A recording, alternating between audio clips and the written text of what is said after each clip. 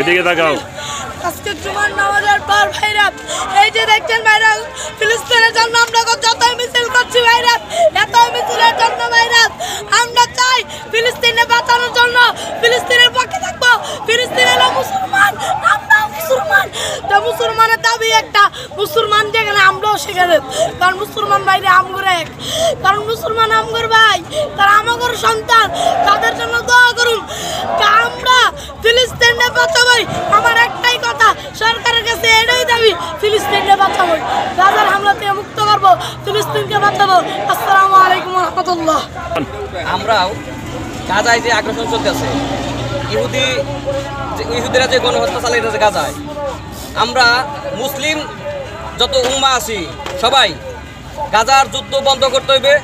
গাজায় শান্তি চাই, আমরা যুদ্ধ চাই না, আমরা শান্তি চাই। এবং যুদ্ধ যদি না থামায় তাহলে আমরা তাদের যে পণ্য আছে সব আমরা বয়কট করব ইনশাল্লাহ।